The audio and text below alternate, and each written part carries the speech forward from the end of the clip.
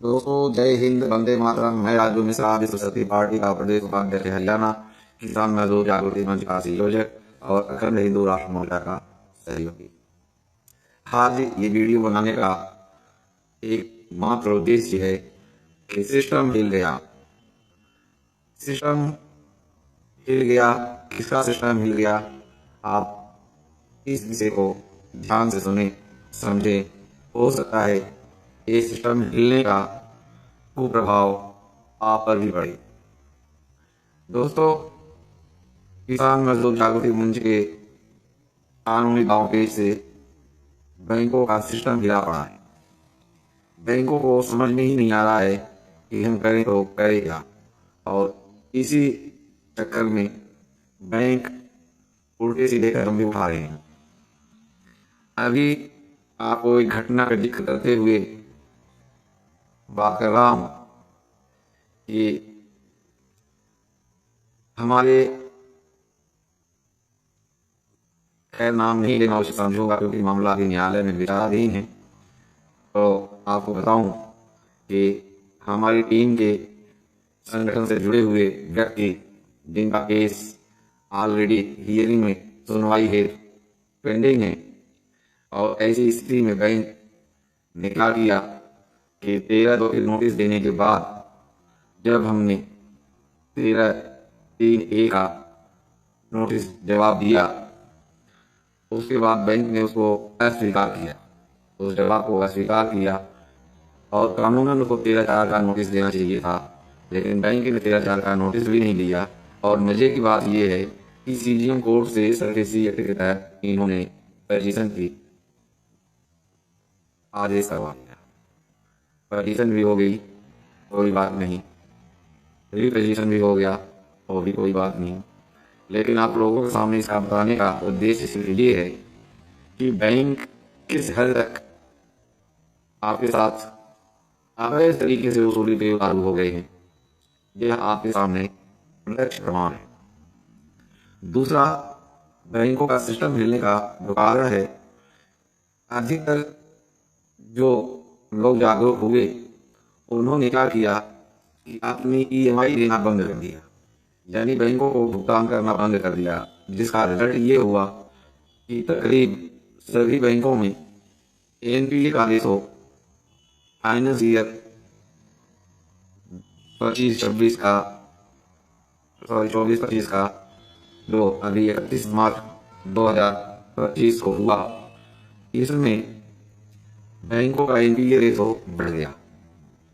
अब रिजल्ट ये है कि जब एनपीए रेशो बढ़ गया तो बैंकों की बौखलाहट बढ़ना लाजमी है, और बैंकों की बौखलाहट की वजह से उनका पूरा सिस्टम हिला पड़ा हुआ है।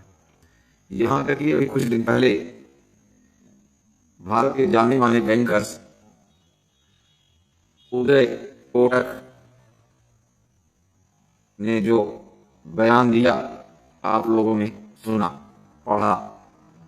और उदय कोटक भी कोई छोटी मोटी हस्ती नहीं है, वो भारत के रिचेस्ट में 129वां स्थान रखते हैं।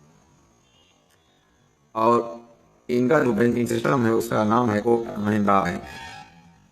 पूरा नाम ले तो उदय महिंद्रा इनका नाम है, और बहुत अच्छा बिजनेसमैन है।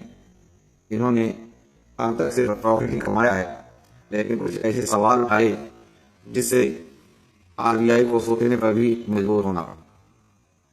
रिजल्ट चाहे जो हो, लेकिन इन्होंने सवाल उठाया। अब आप लोगों से मेरी जो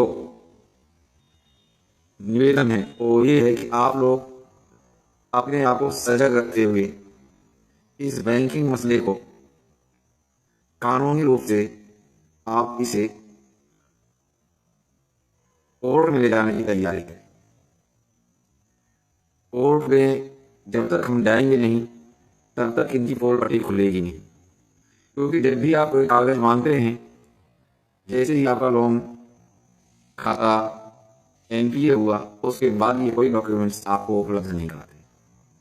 जब तक आप देते रहते हैं तब तक ये जी सर, जी सर, जी सर, हाँ सर, यस सर, आपको जाके बैठोगे, चाय भी पिलाएंगे, आपको अच्छे से बात भी करेंगे, लेकिन जैसे ही आपका अकाउंट एनपीए होता है वैसे ही आप इनकी निगाह में सबसे बड़े चोर डिफाल्टर और सबसे बड़े दुश्मन देने लगते हैं, क्योंकि इनका उद्देश्य लक्ष्य पूरा होते दिखाई देता है कि किसी गरीब का आशियाना कैसे छीना जाए, और उस आशियाना को छीनने के लिए ये अपनी प्रक्रियाएं निरंतर शुरू कर देते हैं। आम आदमी नॉर्मल तौर पे समझ नहीं पाता है कि हमें क्या करना चाहिए। वो जो बैंकों के नोटिस या और सारे दस्तावेज बना बना के बैंक भेजता है उसको या तो इग्नोर कर देता है या वो ले लेता है, तो जा करके मौके लोग के टेबल पर बैठ के बात कर लेता है और रिटर्न में नहीं होता है। और आपसे जो भी बातें होती हैं उसको बैंक अपना एक कंसर्ट बना देता है और उस कंसर्ट को ही जो आगे फील होता है, जिससे बैंकों का कोर्टी जैसे लीलामी जैसे काम बड़े आसान हो जाते हैं। आप जब भी बैंक से एनपीए हों कोशिश करें कि एनपीए से पहले से ही आप सतर्क हो जाएं और दस्तावेज इकट्ठा करें। जैसे ही आप दस्तावेज इकट्ठा कर लेंगे उसके बाद आप कोर्ट में जाएंगे तो इन बैंक वालों की यकीन मानिए ठेकड़ी निकल जाएगी। लेकिन हम थोड़ा सा चूक कर जाते हैं, हम इंतजार करते रहते हैं। यही इंतजार हमें नहीं करना। हमें इंतजार करने का समय नहीं, क्योंकि अगर आपको अपना प्रॉपर्टी, अपना परिवार, अपना शोषण बचाना है तो आपको इंतजार नामक शब्दों को भूलना पड़ेगा। क्योंकि कोई भी विधिक प्रक्रिया तत्काल रूप में नहीं होती है, उसका भी एक दायरा, हर एक चीज नियमानुसार करना पड़ता है। अगर आप नियमानुसार कार्रवाई करके कोर्ट में जाएंगे तभी आपकी पिटीशन, मुकदमा, दरखास्त जो भी आप अपने भाषा में समझें वो स्वीकृत होगी। अगर आप उसको अनफॉलो कर देंगे, नियमानुसार नहीं जाएंगे तो अस्वीकृत हो जाएगी, और अस्वीकृत होने के बाद आपके पास विकल्प नहीं रहेगा। तो उसके लिए फिर आपको कुछ समय का इंतजार करना पड़ेगा। हो सकता है आपको उसका बेस चेंज करना पड़े। ऐसी तमाम छोटी छोटी चीज़ें जो है इसको आपको देखने की आवश्यकता है और समझने की आवश्यकता है। हम सिर्फ आपको यही कहेंगे कि आप कानून के दायरे में अपनी सिक्योरिटी रखें। आपने आपको सिक्योरिटी का मतलब ये नहीं कि आप शायद बॉडीगार्ड रख लें। सिक्योरिटी का मतलब ये है कि आप अपने परिवार को, अपनी प्रॉपर्टी को, आप अपने पैसे को किस तरीके से सेफ रखेंगे ये आपको देखना है। आज देखिए बहुत सारी बैंक बंद हो चुकी हैं, बहुत सारी एनबीएफसी फाइनेंस कंपनियां बंद हो चुकी हैं, अर्थव्यवस्था चरमराई हुई है, शेयर मार्केट ब्रेक हो चुका है, अमेरिका तक बिकने को तैयार हो गया। तभी आपने देखा अमेरिका का जो टैरिफ वार है ये किसी विश्व युद्ध के जैसा ही, जो वार, जो काम युद्ध नहीं कर सका वह युद्ध आप ट्रेड वार कर दिया। आज हमारे देश को छोड़िए, विदेशी भी यानी और देश, उनको भी यह विश्वास ही नहीं है कि हमारी करेंसी का वजूद रहेगा या नहीं। इसीलिए लोगों ने स्विस फ्रैंक खरीदना शुरू कर दिया, गोल्ड खरीदना शुरू कर दिया। गोल्ड का रेट अचानक इतना क्यों बढ़ा? क्योंकि लोगों का इन्वेस्टमेंट अब गोल्ड और स्विस फ्रैंक में ज़्यादा विश्वास हो गया। जापानी मुद्रा येन भी ले रहे हैं लोग, आप गूगल पे नेट पे सर्च करके भी देख सकते हैं। क्योंकि इस तरीके से अगर देखा जाए तो मोदी और ट्रम्प दोनों ही तानाशाह है, और इन्होंने जो काम किया उससे इनके देश की जनता का ही नुकसान हो रहा है। और देश की जनता में कौन है? हम और आप। हम यह नहीं कहते कि आप हमारी बातों को स्वीकार करें। आप हर एक बात को गूगल पे भी चेक कर सकते हैं। आजकल तो बहुत सारे प्लेटफॉर्म ऐसे हैं जहाँ पे आपको हर एक चीज़ का जवाब मिलेगा। तो दोस्तों, बैंकों का जो ये सिस्टम मिला हुआ है, इस सिस्टम के लिए आप सभी जिम्मेदार हैं, और आप सभी वाकई जो कार्य कर रहे हैं ये काबिल तारीफ है।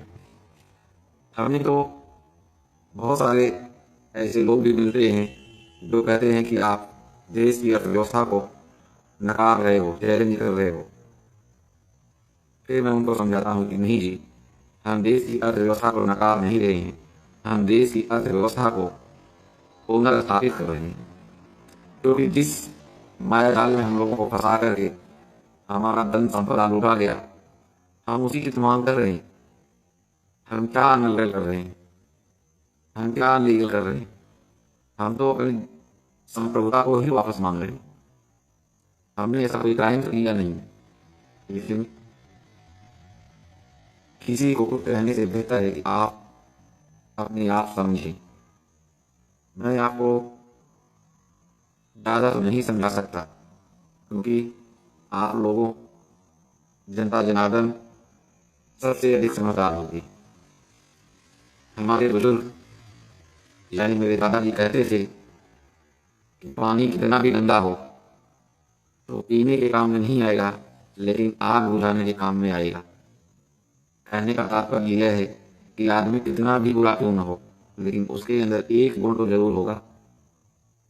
तो आप इन सारी चीज़ों को समझें और बेहतर होगा आप समय रहते अपनी प्रक्रिया को आंगली जामा पहना है।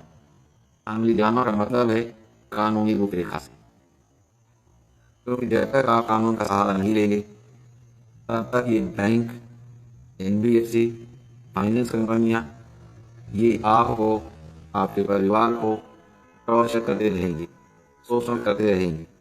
इन सभी चीज के लिए हालांकि कोर्ट कोई परमानेंट सोल्यूशन नहीं है, क्योंकि कोर्ट भी तो नहीं की है। राहत आपको जरूर मिलती है। जब जनबल इकट्ठा होता है तो हर एक चीज का बदलाव होता है। हमें कोर्ट के साथ साथ जनबल को भी इकट्ठा करना है।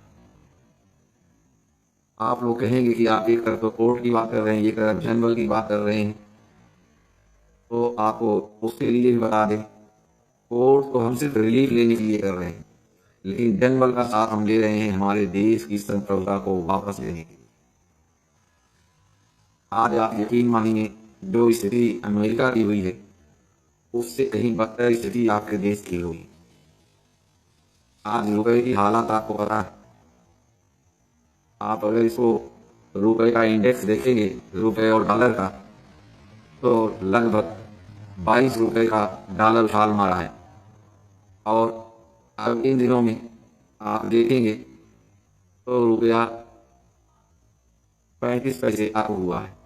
यानी अगर 22 रुपए घट गया और 35 पैसे बढ़ गया तो इसे आप क्या कहें? ये सिर्फ और सिर्फ हमारे आपके दिमाग की घुमाने का एक जरिया मात्र है। और आप लोग जितना ज्यादा सावधानी रखेंगे उतनी ज्यादा आपको सफलता मिलेगी। दूसरी चीज, कानून कोई भी काम है वह टाइम टू टाइम होता है। कोर्टों में अगर कोई काम 1 महीने बाद है तो 1 महीने बाद ही होगा। ये नहीं कि 1 महीने 3 दिन हो जाए, 1 महीने 2 दिन हो जाए, या 29 दिन हो जाए, 28 दिन हो जाए। तो इस सारी स्थिति परिस्थितियों को आपको समझना है और अपनी तैयारी आपको स्वयं करनी है। जितना ज़्यादा आप अपने आप को अलर्ट मोड पे रखेंगे, तैयारी रखेंगे, उतना ही आपके लिए भविष्य बेहतर होगा। इनके चंगुल में एक बार आदमी फंसने की देरी है। यह वन वे ट्रैक है। अगर आप एक बार फंस गए तो सारी उम्र, यकीन मानिए, आप सेफ नहीं हो पाएंगे, अपने आप को निकाल नहीं पाएंगे। चाहे कितनी बड़ी भी आप अमीर क्यों न हो, आप एक बार दलदल में फंस गए इन बैंकिंग व्यवस्था के, तो आप निकल नहीं पाएंगे। आपको आखिर में सरेंडर करना ही पड़ेगा। और इसका प्रमाण बड़ी बड़ी उद्योगपतियों को आपने देख ही लिया होगा। उनकी तो पहुंच होती है सरकार तक, क्योंकि वो फंड लेते हैं, इलेक्शन लड़वाते हैं, तो वो अपना राइट ऑफ हेयर कट और माफ करवा जाते हैं। हम आप फंड नहीं देते, इलेक्शन में सपोर्ट नहीं करते, और नहीं हम वोट करते, क्योंकि हमारे वोट से सरकार नहीं बनती। इसलिए आपका और हमारा नहीं होता। इसी के साथ दोस्तों वीडियो लंबी हो जाएगी, आज बस इतना ही, फिर मिलेंगे, तब तक के लिए जय हिंद, वंदे मातरम।